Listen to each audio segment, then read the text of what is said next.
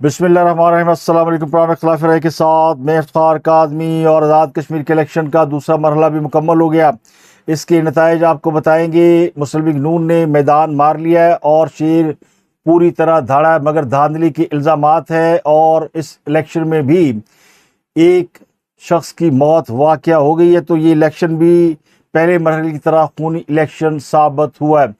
इसके अलावा दहशत गर्दी के 2-3 बड़े अहम वाक़यात हैं जिससे पूरा पाकिस्तान हिल कर रह गया है। और दूसरा, इस्टेब्लिशमेंट और हुकूमत के दरमियान जो एक लड़ाई का तासुर है उसके बारे में 2-3 बड़ी डेवलपमेंट सामने आई। सब पर बात करेंगे कि हुकूमत के पाँव के नीचे से एक और बैसाखी निकाल ली गई है, तो क्या हुकूमत गिरने वाली है? तो पिछले 24 घंटों में जो कुछ हुआ है वो आपके सामने रख देते हैं। एक तो ये कि हुकूमत के कहने पर किसी वजीर ने इस्तीफ़ा नहीं दिया। रायविंड में होने वाले इजलास के बाद ये इतला थी कि उसमें वज़ीर दाखिला से इस्तीफ़ा मांगा गया, तो मोहसिन नकवी साहब इस्तीफ़ा दे देंगे या उनसे इस्तीफ़ा ले लिया जाएगा। लेकिन इस्तीफ़ा तो दूर की बात, उनके बारे में ये एतराफ़ किया जा रहा है कि वो सबसे ताकतवर वज़ीर हैं। कई मामलात में वज़ीर आज़म को भी जवाब देनी होते। काबीना इजलास में बहुत कम आते हैं, 2-3 बार आए, पार्लियामेंट में 7-8 बार गए होंगे। तो वज़ीर दिफा ख्वाजा आसफ खुद इस बात का एतराफ़ कर रहे हैं कि मोहसिन नकवी साहब की ताकत हमसे ज़्यादा है और अगर सिस्टम नाकाम हो चुका है तो हम सबको घर चले जाना चाहिए। तो क्या वज़ीर दिफा हुकूमत को घर जाने का मशवरा दे रहे हैं? उनका ये मशवरा मान लिया जाएगा? लेकिन दूसरी तरफ ये सवाल भी पूछा जा रहा है कि जो वज़ीर आज़म को जवाब देनी है वो काबीना में क्यों है? क्या शहबाज शरीफ डमी वज़ीर आज़म है? तो हुकूमत इस मामले में अपनी कमज़ोरी का एतराफ़ कर रही है। दूसरा दावा ये सामने आया है कुछ एंकर्स व्लॉगर्स की जानब से, हुकूमत को 6 माह मिले हैं कि जो करना है कर लो और इससे ज़्यादा वक्त नहीं है। 6 माह में इन्हें करना क्या है? एक तो इन्हें सिस्टम को रीसेट करना है और नए सूबे बनाना है। NFC वार्ड के मामले में कानून साजी करनी है, यानी नई तरमीम लेकर आनी है। तो कुछ लोग 6 महीने के दावे को ज़हनी अय्याशी करार दे रहे हैं। वो समझते हैं कि हर हुकूमत के साथ ऐसा ही होता है, 1.5 साल के बाद हुकूमत गिराने वाले आ जाते हैं और फिर अगले कई महीने हुकूमत गिराने में सारी ताकतें लगा देते हैं। अब ये दावा किसी और ने नहीं किया। ये एक मारूफ एंकर है मंसूर अली खान। उन्होंने दावा किया कि उनकी एक ताकतवर शख्सियत से मुलाकात हुई। बकौल उनके रियासत सूबों की तकसीम के मामले बहुत सीरियस है और उसके लिए उन्हें 6 माह का वक्त दिया गया है। मंसूर अली कहते हैं मैंने पूछा कि क्या सूबों वाली बात से पीछे हटा जा सकता है? तो उन्हें जवाब दिया गया कि एब्सोल्युटली नॉट, यानी पीछे हटना नामुमकिन है। तो इससे एक और तासर पैदा होता है कि अब इस्टेब्लिशमेंट हुकूमत के साथ नहीं है और अगर ये हुकूमत अगले मजीद 6 माह चलती है तो इसमें इस्टेब्लिशमेंट का कोई स्टेक नहीं है। अगर स्टेक नहीं है तो फिर वज़ीर दाखिला क्यों अपने ओहदे पर विराजमान है? और हर गुजरते वक्त के साथ इस तासर में भी इजाफा हो रहा है कि हुकूमत और फ़ौज के दरमियान जो एक सफ़ा था वो अब नहीं रहा या फट गया। अगर ऐसा है तो फिर और ज़्यादा गैर यकीनी सूरत हाल पैदा होगी। एक बात तो बड़ी वाज़ेह नज़र आती है कि अगर टाइमलाइन सेट की जा रही है, 6 महीने दिए जा रहे हैं, वार्निंग दी जा रही है, बराह रास्त बातचीत नहीं हो रही, तो फिर ये सूबों का मामला नहीं है। देखिए, अगर मैनेजमेंट के इशू होते तो मिल बैठ कर बात हो सकती थी। तहरीक इंसाफ वाले इसको एक और रंग दे रहे हैं और वो ज़्यादा मौसर तरीके से इसको बयान कर रहे हैं। वो ये कह रहे हैं कि कुछ अर्सा कबल कई रिटायर्ड फौजी अफसरान को बैरून मुल्क हुकूमत चलाने की तरबियत दिलाई गई है। ये दावा जो है वो शहजाद अकबर साहब ने किया और अब इस खबर के मुसद्दका होने की मैं कोई गारंटी नहीं दे सकता। लेकिन अगर आप इसे हालात के साथ मिलाकर देखेंगे तो फिर लगता यूँ है कि हो सकता है कि पहले से कोई तैयारी की जा रही हो। तो शहजाद अकबर की इस खबर को तहरीक इंसाफ वाले और वो लोग भी जो कि तहरीक इंसाफ से इख्तलाफ रखते हैं वो भी इसको इंडोज कर रहे हैं। उन्होंने ये खबर दी है कि कुछ अरसा कबल 40 के करीब ब्रिगेडियर्स को बरतानिया से सिविल एडमिनिस्ट्रेशन के कोर्स कराए गए थे। उस वक्त किसी को खबर समझ में नहीं आई, अब चीज़ें समझ में आ रही हैं। और फिर कहा गया कि नए सूबों की मॉक एक्सरसाइज भी की गई है, कहाँ पर कमिश्नरी सूबाई निज़ाम होगा, कौन से अफसरान बैठेंगे, ज़मीन और जगह तक तय की जा चुकी है।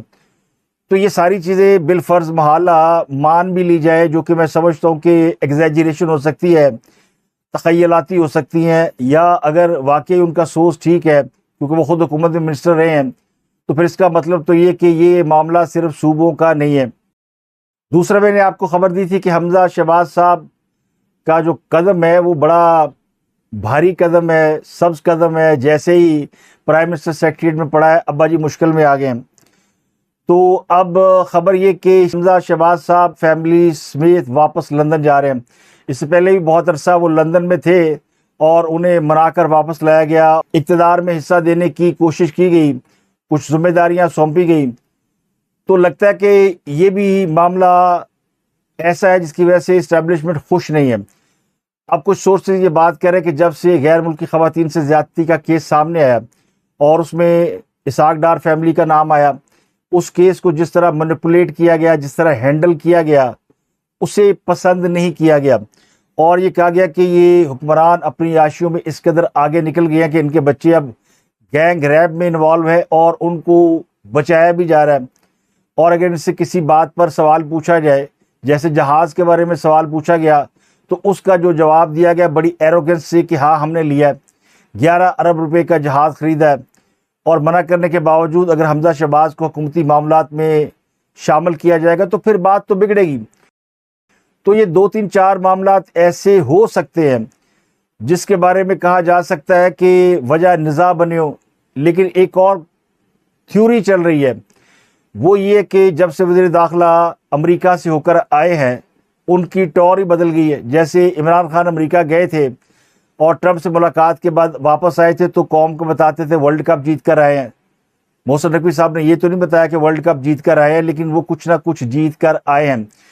अब ये भी एक कॉन्सेप्ट हो सकता है, एक थ्योरी हो सकती है, क्योंकि इसके बारे में कोई मुसद्दका तौर पर दावा नहीं कर सकता। अब जो लोग कह रहे हैं कि हुकूमत को 6 महीने का टाइम दिया गया, तो उनकी मेहरबानी है, ना भी देते तो क्या कर लेते। तो आपको जितने मुँह उतनी बातें सुनने को मिलेगी। यहाँ पर आपको पता है लोग कहानियाँ ऐसी सुनाते हैं कि राई का पहाड़ बनाते हैं, बाल की खाल निकाल लेते हैं। तो अपनी तरफ से बहुत सारा मीडिया हुकूमत को घर भेज कर बैठ गया। दूसरा, हुकूमत की तरफ से जवाब आने की जो तवक्को थी वो अभी उस तरह सामने नहीं आया, यानी लड़ जाओ, मर जाओ, टकरा जाओ। तो लगता यूँ है कि मामलात को संभालने की कोशिश की जा रही है और बिला वजह बयानबाजी की कोशिश नहीं की जा रही है। हो सकता है ये ट्राई किया जा रहा है कि जो मामलात ख़राब हुए हैं वो ठीक कर लिए जाए।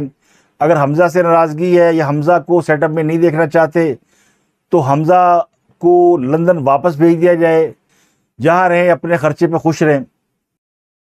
दूसरा, डार फैमिली वाला मामला है, वो केस भी तेज़ी से ट्रायल हो सकता है कि आपको चंद दिनों में उसका भी रिजल्ट सामने नज़र आए। तो फ़िलहाल सूरत हाल कुछ ज़्यादा ख़राब नहीं है, यानी लड़ाई का वक्त नहीं आया। अब चूँकि ये अगस्त का महीना है, पाकिस्तान की यौम आज़ादी का महीना है, यौम आज़ादी के दिन है, तो कहीं ना कहीं बातचीत, आमना सामना, टकराव हो सकता है। तो मुमकिन है बहुत सी चीज़ें क्लियर हो जाएं।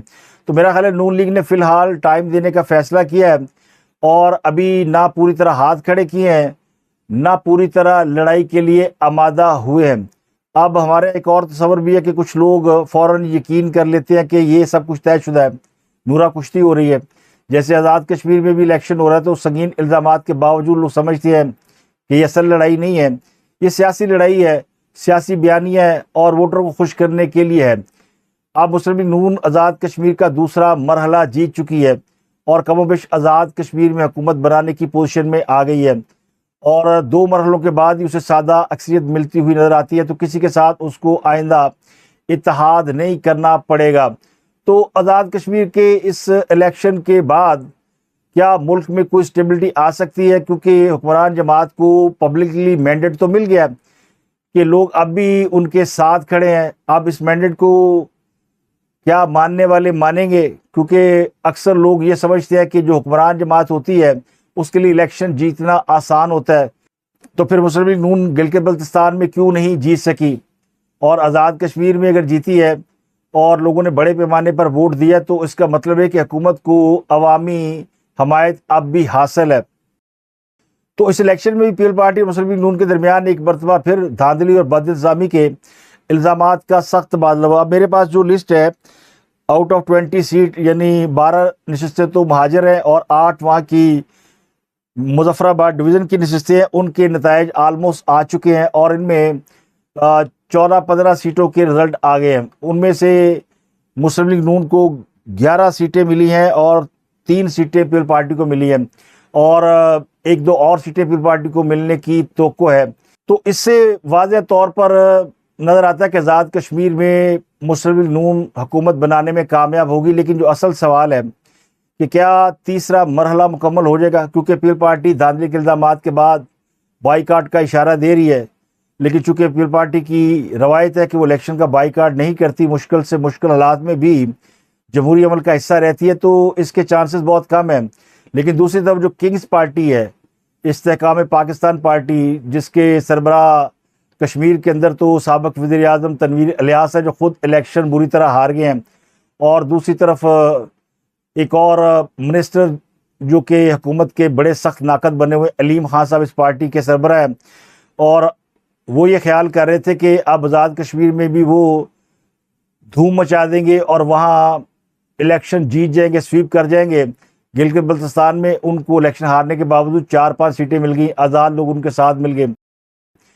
तो उनको कहीं ना कहीं ये जोम हो गया है कि वो मुस्तकबिल की सबसे बड़ी जमात बन सकते हैं, क्योंकि इस्टेब्लिशमेंट मुस्लिम लीग नून से और पीपल पार्टी से तो मायूस हो गई और तहरीक इंसाफ को वो लिफ्ट कराएंगे नहीं, तो बचा क्या? मुस्लिम लीग काफ तो है नहीं, मौलाना फजलुर रहमान अपने पाँव पे कुल्हाड़ी मार चुके हैं। तो आ जाके वो पार्टी रह जाती है जिसकी सवारियां या जिसके मेम्बरान असम्बली की तादाद शायद तांगे पर भी पूरी ना है। तो तांगा पार्टी जो है वो मुस्तकबिल की किंग पार्टी बनने के ख्वाब देख रही थी, वो तो इलेक्शन से होगी बाहर, उन्होंने बाइकआउट कर दिया क्योंकि वो इलेक्शन भी हार गए। दूसरा इस इलेक्शन में भी पीपल पार्टी के एक और कारकुन मुश्ताक शाह की कातलाना हमले में मौत वाक़या हो गई है। पहले मरहले में भी उनका एक कारकुन मारा गया था, तो उनके 2 कारकुन शहीद हो गए हैं। इसके अलावा कायम मकाम सदर आज़ाद कश्मीर और पार्टी उम्मीदवार चौधरी लतीफ़ अकबर पर भी हमला किया गया, उन्हें भी तशद्दुद का निशाना बनाया गया। तो इस इलेक्शन में LA 31 में बहुत वायलेंस हुआ और इसकी वजह से पीपल पार्टी खास से गुस्से में है। लेकिन ओवरऑल मुस्लिम लीग नून ये इलेक्शन स्वीप कर चुकी है। सादक से के लिए 23 नशस्तें चाहिए, उनके पास अब 25 नशस्तें हो चुकी हैं और इसके अलावा मखसूर नशस्तें भी आप मिलाएंगे और पूरा फैक्ट एंड फिगर निकालेंगे तो आपको नज़र आएगा कि मुस्लिम लीग नून जो है वो खासी मजबूत पोजीशन में है। जो कुल नशस्तें हैं कश्मीर की वो 45 है, मखसूर नशस्तों की तादाद 8 है और मुस्लिम लीग नून अगर 23-24 नशस्तें जो ऑलरेडी जीत चुकी है, इसको भी अगर आप प्लस माइनस करें तीसरे मरहले के बगैर तो वो मिला के 5 हो जाती है। 29 नशस्तें उनको इस वक्त तक मिल चुकी हैं या मिल जाएंगी, तीसरा मरहला हो या ना हो। तो सादक से हुकूमत बनाने की पोजीशन में आ गए हैं और गालिबन राजा फ़ारूक हैदर ही मुस्लिम लीग नून की तरफ से अगले वज़ीर आज़म होंगे। लेकिन अभी पूंछ की 12 नशस्तों पर 10 अगस्त को इलेक्शन होना है। ये एक बहुत ही अहम इलेक्शन है क्योंकि इसी की हदूद में रावला कोर्ट भी आ रहा है। लेकिन अब ये रस्मी इंतखाब रह गया है, इससे अगर बाईकाट भी होता है, इलेक्शन नहीं भी होता, तब भी समझ लें कि इलेक्शन का मरहला मुकम्मल हो गया। यहाँ भी मुस्लिम लीग नून 8 से 9 सीटें जीतने का दावा कर रही है।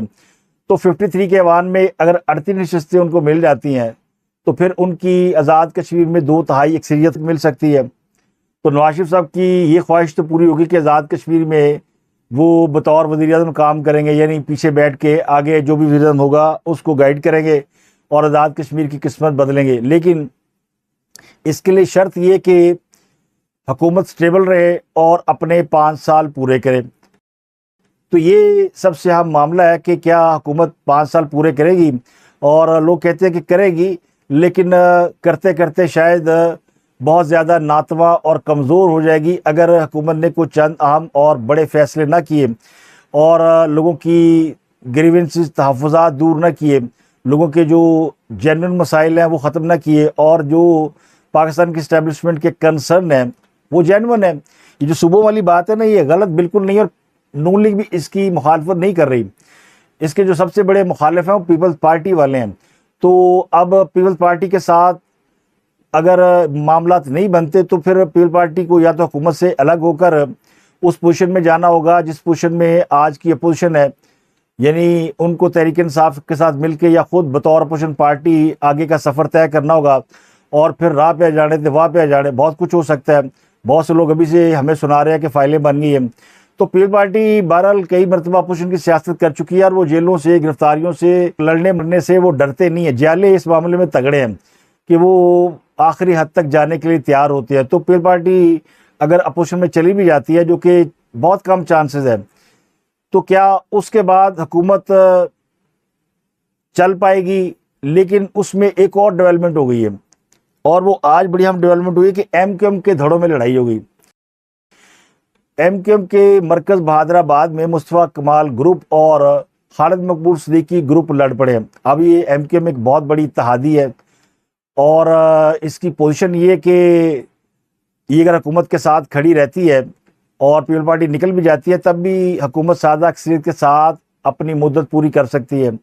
सेनेट में मुश्किलात हो सकती हैं, लेकिन फिर भी बहुत बड़ा सहारा है। लेकिन अगर ये डिवाइड हो जाती है तो फिर पीछे क्या रह गया? क्योंकि मुस्तफा कमाल जो है वो ज़्यादा करीब समझे जाते हैं एस्टेब्लिशमेंट के, और खालिद मकबूल सिद्दीकी वो मुस्लिम लीग नून के ज़्यादा करीब समझे जा सकते हैं। वैसे तो दोनों एस्टेब्लिशमेंट के बहुत करीब हैं, लेकिन इसमें मुस्तफा कमाल ज़्यादा करीब समझे जाते हैं। तो वहाँ पे लड़ाई, मार कुटाई, और बहादुराबाद में एक दूसरे के कपड़े फाड़ दिए, तोड़ फोड़ कर दी, फायरिंगें कर दी, और बहाना बना के जनाब ये एक कुर्सी है, इस पर फलां बैठता है, इस पर फलां बैठता है। और दूसरा, मुस्तफा कमाल बड़े अरसे से कह रहे हैं कि पार्टी के अंदर इलेक्शन कराओ ताकि पता चले पार्टी का नया चेयरमैन कौन है। खालिद मकबूल सिद्दीकी साहब जब से चेयरमैन बने हैं उनको किसी ने तब्दील नहीं किया, और वो भी शहबाज शरीफ की तरह जोड़ तोड़ करके पार्टी के इस वक्त सरबराह है और सबको साथ लेकर चलने की कोशिश कर रहे हैं। तो अब वहाँ भी हड्डियाँ बीच चौराहे में फूटी नहीं, बल्कि उसने हुकूमत की चूल्हे हिला दी है कि अगर एमक्यूएम टूट जाती है या एमक्यूएम के हिस्से बखरे हो जाते हैं तो फिर उनकी जो पावर है वो तकसीम हो जाएगी, और पीपल पार्टी अलग हो जाती है तो हुकूमत का खड़ा रहना बड़ा मुश्किल हो जाएगा। तो ये सारी वो पॉलिटिकल सिचुएशन है जो कि लगता यूँ है कि पैगामात है, या दबाव डालने की कोशिश है, डराने की कोशिश है, या फिर इशारे हैं। तो सबसे ज़्यादा बड़ा प्रेशर ज़ाहिर है हुक्मरान जमात मुस्लिम लीग नून के ऊपर है। जिम्मेदारी भी उनकी है, और उनका भी इस्टेब्लिशमेंट से लड़ाई का एक पुराना तजर्बा है, लेकिन वो समझते ये है कि चीज़ों को थोड़ा वक्त दिया जाए तो बेहतर हो सकती हैं, और मेरा ख्याल है कि अब वो वक्त देने का इरादा रखते हैं। दूसरी तरफ इमरान खान के हवाले से अच्छी और बड़ी खबरें आना शुरू हो गई हैं। बरतानवी अखबार दी ऑब्जर्वर ने दावा किया कि इमरान खान के साथ कोई डील हो रही है और उन्हें तिब्बी बुनियादों पर रिहा किया जा सकता है। हारून जंजुआ, इन्होंने एक बरतानवी नुमाइंदे के साथ मिलकर स्टोरी की है। वो ये कहते हैं कि उन्हें मालूमात फरीकैन के दरमियान बातचीत कराने वाली थर्ड पार्टी सालिस के ज़रिए मिली हैं, यानी इमरान खान और फ़ौज के दरमियान को बातचीत चल रही है और कुछ सालसी करा रहा है, जिस तरह पाकिस्तान, अमेरिका और ईरान की सालसी करा रहा था। मगर दुनिया को ये तो पता है कि पाकिस्तान सालिस है, यहाँ पे कौन सालिस है। तो उन्होंने खबर ब्रेक की है कि इमरान खान को बैरून मुल्क जाने समेत सियासत से दूरी की शराइत पूरी करना होगी, तभी डील हो सकती है। तो ये तो बड़े अरसे से ये बातें हो रही हैं कि इमरान खान को ये ऑफ़र की गई। अब इमरान खान की जानिब से ये हमेशा पैगाम आता है या ये तासुर दिया जाता है कि वो उसको मानने के लिए तैयार नहीं है, और मेरा ख्याल है कि ये डील की ऑफ़र ना कभी हुई है ना कभी उन्होंने ना की है, क्योंकि इमरान खान के साथ जो डील है वो इस किस्म की, इस नोयत की उस वक्त थी जब वो शुरू में पकड़े गए थे। अब तो खान साहब इतने कमज़ोर हो चुके हैं कि खान साहब कोई 8-10 डीलें पेश करें तो शायद उनमें से कोई एक बात मान ली जाए। दूसरा, अलीमा खान साहब ने अचानक फ़ौज के हक़ में बयानात देना शुरू कर दिए हैं। वो खैबर पख्तूनख्वा के मुख्तलिफ इलाकों का दौरा कर रहे हैं, और वहाँ इससे पहले फ़ौजियों को बहुत बुरा भला कहा करती थी, अब वो कहना शुरू की फ़ौजी हमारे बच्चे हैं। अवाम और फ़ौजियों की शादियाँ हो रही हैं, और कोहाट में वो गई थी, उन्होंने कहा कि फ़ौजी ना हमें गोलियां मार सकते हैं ना हम गोलियां खा सकते हैं, क्योंकि ये हमारे बच्चे हैं और इनके बच्चे भी हमारे बच्चे हैं, और इन्होंने हमें सबसे ज़्यादा वोट दिए थे। और ये उन्होंने इसलिए किया कि जब उन्होंने लोगों को खिताब करते हुए कहा कि इमरान खान के लिए बाहर निकलें और लॉन्ग मार्च करें, स्ट्रीट मूवमेंट चलाए, तो लोगों ने कहा हम पागल हैं, हमने गोलियाँ खानी है। तो अलीमा खान उस पर कहा कि अब आपको कोई गोलियाँ नहीं मारेगा, यानी वो कह रही कि पहले आपको गोलियाँ लग रही थी लेकिन अब आपको गोलियाँ नहीं लगेगी। तो बड़ी जुर्मानी बात है। और उन्होंने कहा नहीं, अब तो पुलिस और फौज जो है वो हमारे साथ है, और फौजी और पुलिस एहलकारों में हमारे बहुत हामी मौजूद है। आप कह रहे हैं हमने जाके गोलियां खानी है, गोलियां ना खाई थी, ना आपने गोलियां खानी है ना आपको किसी ने गोलियां मारनी है। क्यों? याद रखना, ये सफाई भी हमारे बच्चे हैं, फौजियों के बच्चे भी हमारे बच्चे हैं। आपकी कितनी शहादतें किसकी होती हैं? नहीं, एक सेकंड, सफाई की, हमारे पुलिस वालों की। दूसरा, सुहेल अफरीदी साहब ने भी कई खिताब किया। उन्होंने कहा कि सिस्टम ने मान लिया कि फेल हो गया, हम तो पहले ही कहते थे फेल हो गया। फिर उन्होंने कहा कि इस बार हम निकलेंगे इमरान खान की रिहाई के लिए तो वापसी नहीं होगी, चाहे गोली चले, टैंक चले, रॉकेट लॉन्चर चले, चाहे वो वहाँ पे कोई आखिरी शख्स रह जाए तो वो मैं आऊँगा। पेशावर में उन्होंने खिताब किया। तो वो इसी किस्म के बड़े बड़े दावे करते हैं, सुल्तान रही की तरह बढ़के मारते हैं। तो ज़ाहिर है उनके ऊपर भी एक दबाव है और हालात जो है वो इस किस्म के हैं कि तहरीक इंसाफ इससे फ़ायदा उठाने की बात कर रही है लेकिन वो उठा नहीं पा रही।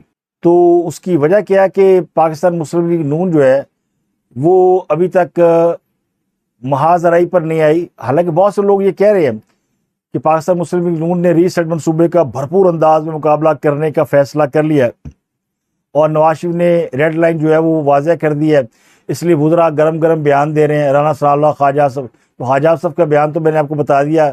तो मैं इसको कंक्लूड ये कर रहा हूँ कि फ़िलहाल देखो और इंतज़ार करो की पॉलिसी। तो अब मुझे लगता है कि मुस्लिम लीग नून ने फ़िलहाल वेट एंड सी का फ़ैसला किया है और जल्दबाजी से गुरेज किया है कि तेल देखो, तेल की धार देखो और देखो कि पैगामात किस तरफ से आ रहे हैं, क्यों आ रहे हैं। और फिर अगले 1 से 2 हफ्ते में यानी 14 अगस्त तक तो आप समझें कि मामला जो है वो शायद ज़्यादा फ्लेयर अप ना हो और इस दौरान कहीं ना कहीं चीज़ों को कम्युनिकेट करके मामला को सॉर्ट आउट करने की कोशिश की जाए। और अगर किसी की कोई नीयत ख़राब नहीं है तो ये मामला हल भी हो सकते हैं। और अगर किसी का फ़ैसला या इरादा ये हो चुका है कि सिस्टम को उसने लपेटना है तो फिर कोई कुछ भी कर ले, इसको कोई नहीं बचा सकता। अगली खबर ये कि अमेरिका ने ईरान के ऊपर बड़े हमले का जो फैसला वापस ले लिया। अब ये बड़ी खबर है पूरी दुनिया के अंदर और कहा जा रहा है कि सऊदी अरब ने अमेरिका पे दबाव डाला कि वो उस कशीदगी को कम करे और ट्रंप से कहा है कि वो मुज़ाकरात को अवलियत दे। ट्रंप ने उसके बाद फैसला किया कि इसको रोक दिया जाए और एक ऐसे मुमकिन माहदे की तरफ इशारा किया जिसके खदोखाल तय हो चुके हैं। उन्होंने दावा किया कि ईरान के साथ नया माहदा अब इंतहाई करीब है। इसकी वजह से वो अब जो बड़ा हमला है उसका फैसला वापस ले रहे हैं। लेकिन जो बात रहे हैं वो कह रहे हैं कि असल मामला ये कि अमेरिका को ईरान ने बता दिया है कि अगर हम पे दोबारा हमला होगा तो हम दोबारा उन मुल्कों पे हमला करेंगे जिन मुल्कों पे उन्होंने इससे पहले हमला किया था और अब उसे कोई नहीं बचा सकेगा। और दूसरी तरफ अमेरिकी फ़ौज के जो ज़राए हैं उन्होंने अमेरिकी हुकूमत को बताया कि अब उनके पास इंटरसेप्टर ज़्यादा नहीं, यानी अगर ईरान आ रहे तो उन्हें रोकने के लिए जो इंटरसेप्टर होते हैं वो वाफर मिकदार में नहीं है। और अगर इसराइल को टारगेट किया गया तो अमेरिका के पास इतनी ताकत नहीं है कि वो इसराइल को बचा सके। तो इस दफ़ा ईरान ने दोबारा सऊदी अरब और इमारात को भी हमलों में शामिल किया है और इसराइल को भी निशाना बनाने की धमकी दी है। और ये धमकी जो है वो ईरान के जो वज़ीर ख़ारजा है अब्बास अरागची, उन्होंने मुख्तलिफ लोगों से बातचीत की, कम्युनिकेट की। बज़ाहिर वो बड़े मरंज किस्म के आदमी हैं लेकिन उन्होंने पाकिस्तानी स्टाइल इख्तियार किया है, जो कख न रहा साडा ते छड़ना कुछ नहीं तुहाडा। ईरान के इस धमकी के बाद अमेरिका 2 कदम पीछे हट गया। हालांकि ईरानी कह रहे हैं कि हमने कोई मुआहदा वायदे की बात नहीं की, ना हमले रोकने की दरख्वास्त दी है। लेकिन ईरानी सदर ने ट्वीट किया है, वो ये कहते हैं जो इस्लामाबाद अकॉर्ड हुआ है, जो MOU है वो बड़ा अहम है, अगर उसको ही आप फॉलो कर ले तो सारे मामला हल हो सकते हैं। मुआहदा जो है पूरी मजलिस शूरा ने मिलकर तय किया था, इसको पूरे ईरान की जो क़यादत है उसकी हिमायत हासिल है, इस पर अमल करना चाहिए। तो मेरा ख्याल ये पैगाम उन्होंने अपनी क़यादत को भी दिया है और बाकी दुनिया को भी दिया है और शायद पासदार इनकलाब के लिए भी ये पैगाम है। तो उनके इस पैगाम के बाद ही फ़िज़ा में कुछ तब्दीली भी हमें नज़र आती है। अब बात करते हैं पाकिस्तान के अंदर एक बहुत ही बड़ा मामला दहशत गर्दी का, और दहशत गर्दी जो है वो दिन ब दिन बढ़ती जा रही है। और इतवार को खैबर पख्तूनख्वा के ज़िला सवात में कबल थाने के मरकज़ी दरवाजे पर धमाका हुआ। इसमें 15 अफराद जाँ बहक हुए जिनमें 7 या 8 पुलिस एहलकार शामिल हैं। ये धमाका जो है वो एक्चुअली पुलिस लाइन है और साथ ही थाना है, उसके गेट के ऊपर हुआ। सामने मुकामी अफराद एक मुजाहरा कर रहे थे और लोगों की बड़ी तादाद वहाँ मौजूद थी। Deputy inspector general Malakand Saeed Fida Hussain ने बताया कि कबल पुलिस स्टेशन के गेट पर एक खुदकुश बमबार ने अंदर दाखिल होने की कोशिश की, लेकिन पुलिस एहलकार ने उसको दाखिल होने से रोका। तो खुदकुश बमबार ने थाने के गेट पर खुद को उड़ा लिया और मुजाहरे की जो सिक्योरिटी के लिए वहाँ पुलिस थाने के बाहर गेट के ऊपर ही मौजूद थी, तो लोगों की तादाद खासी ज़्यादा थी। और इस धमाके में जिस खुदकुश हमलावर ने हमला किया वो वज़ा कतार हुलिये से अफ़गानी है और उसका सर भी मिल गया है। धमाके से पुलिस एहलकारों और सिविलियन की मौत वाक़या हुई है। और ये जो मुजाहरा कर रही थी सिविल सोसाइटी की तंजीमें थी और एक अमन पासून नामी तंजीम थी जो बदअमनी के ख़िलाफ़ एहतजाजी मुजाहरा कर रही थी। तो ये बहुत ही अफसोसनाक सा वाक़या है। तो अब ये मोहसिन नकवी साहब की ज़िम्मेदारी है लॉ एंड ऑर्डर, और उनकी नाक के नीचे सवात के अंदर पाकिस्तान की जो पुलिस है उसके कई जवान शहीद हुए हैं। लेकिन कल रात जो हुआ हफ्ते इतवार की वो बहुत ही खौफनाक था। बलूचिस्तान के इलाके खारान में भी एक थाने के ऊपर दर्जनों अफराद ने मुसल्लह हमला किया, और ये हमला उस वक्त हुआ जब सिक्योरिटी फोर्सेस ने एक रोज़ कबल नोशकी में इंटेलिजेंस बुनियाद पर एक मुबैना खुदकुश हमला आवर समेत 7 लोगों को मारने का दावा किया। उसके बाद भारी हथियारों से लैस मुसल्लह हमला आवर खारान शहर में दाखिल हुए। उन्होंने सिटी पुलिस और महकमा सादी दहशतगर्दी यानी CTD के थानों पर हमला किया, थाने के अंदर दाखिल हुए, सरकारी रिकॉर्ड को आग लगाई, सरकारी गाड़ियों को फायरिंग करके नुकसान पहुँचाया, और शहर के मुख्तलिफ मकामात पर सिक्योरिटी फोर्सेस और मुसल्लह अफराद के दरमियान फायरिंग हुई।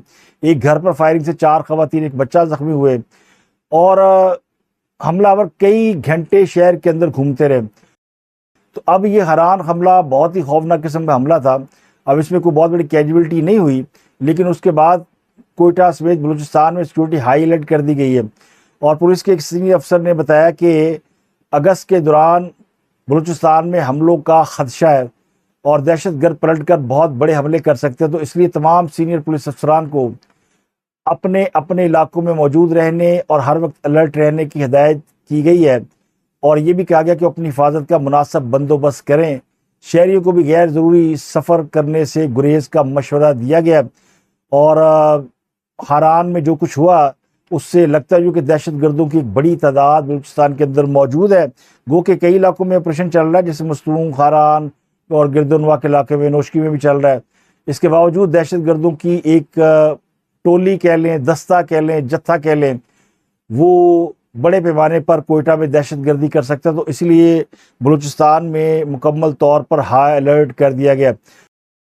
अगली खबर ये है कि खैबर पख्तूनख्वा के इलाके हंगू में खजीना बांडा चेक पोस्ट पर हमला करने वाला मुबैना मास्टरमाइंड मुकाबले में मारा गया है। हंगू के पुलिस चेक पोस्ट पर 29 जुलाई को हमला किया गया था, जिसमें DSP समेत 10 पुलिस एहलकार शहीद और 28 जख्मी हुए थे, तो उनको मार दिया गया। अब दहशतगर्दी के पैदर पे वाक़यात में कमी की बजाय मुसलसल इजाफा हो रहा है, और पाकिस्तान के वज़ीर दाखिला जिनका काम है लॉ एंड ऑर्डर को मेंटेन करना, उनके बारे में हुकूमत ये मान चुकी है कि वो ताकतवर वज़ीर है और उनसे कोई जवाब नहीं मांग सकता। तो अब चाचू ज़रा हिम्मत करें और निकल के छक्का मारे। पता चले कि उन्होंने लॉ एंड ऑर्डर के ऊपर वज़ीर दाखिला को बुलाकर पूछा है, जवाब मांगा है। अब तक के लिए इतना ही। आपसे मुलाकात होती अगले व्लॉग में। अपना और गिरदनवा के लोगों का बहुत ख्याल रखिएगा।